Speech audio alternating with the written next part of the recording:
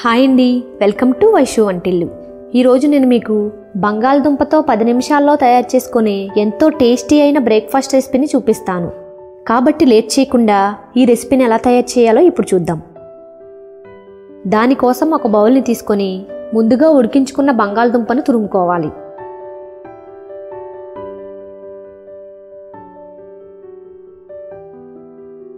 ఇప్పుడు ఇందులోకి 2 సన్నగా కట్ చేసుకున్న ఉల్లిపాయ ముక్కలను, అలాగే సన్నగా కట్ చేసుకున్న వెల్లుల్లిపాయ ముక్కలను, 1 టేబుల్ స్పూన్ కారం వేసుకొని బాగా మిక్స్ చేసుకోవాలి.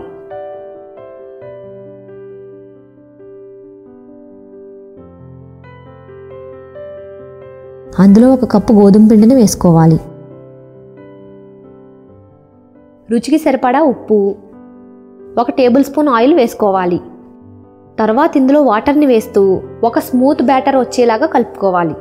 ఇందులో ఒకేసారి వాటర్ని వేయకూడదండి, కొద్దిగా వాటర్ని వేస్తూ కలుపుకోవాలి. బ్యాటర్ని బాగా మిక్స్ చేసుకున్న తర్వాత ఇప్పుడు ఇందులో సన్నగా కట్ చేసుకున్న కొత్తిమీరను వేసుకొని మళ్ళీ ఒకసారి బాగా కలుపుకోవాలి. ఇప్పుడు స్టవ్ పైన ప్యాన్ పెట్టి దాన్ని ఆయిల్తో గ్రీస్ చేసుకోవాలి. తర్వాత దానిపైన చిన్న గరిటెతో ఈ బ్యాటర్ని తీసుకొని దోశలాగా వేసుకోవాలి. దీన్ని ఎక్కువగా స్ప్రెడ్ చేయకూడదు, కాస్త మందంగానే వేసుకోవాలి.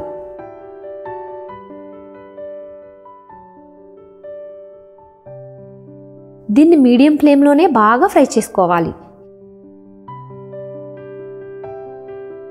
ఒకవైపు కాలిన తర్వాత అటువైపు కూడా బాగా కాల్చుకోవాలి. ఇలా తిప్పుతూ దాన్ని అన్ని వైపులా బాగా కాల్చుకోవాలి. ఇలా ఒకసారి ఆయిల్ని వేసి దాన్ని బాగా కాల్చుకోవాలి. ఇది చాలా సాఫ్ట్గా ఉంటుంది, కాబట్టి మీరు టర్న్ చేసేటప్పుడు కాస్త జాగ్రత్తగా టర్న్ చేయండి. ఇలా లైట్ గోల్డెన్ బ్రౌన్ కలర్లోకి వచ్చే వరకు వీటిని బాగా కాల్చుకోవాలి.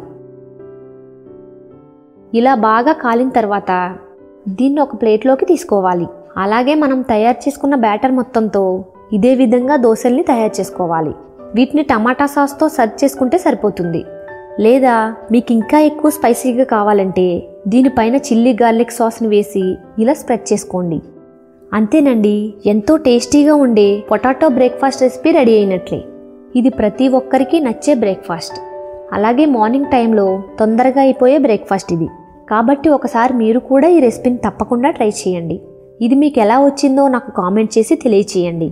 ఇలాంటి మంచి టేస్టీ రెసిపీస్ కోసం ఈ వీడియోని లైక్ చేసి మన ఛానల్కి సబ్స్క్రైబ్ చేసుకోండి. Thanks for watching.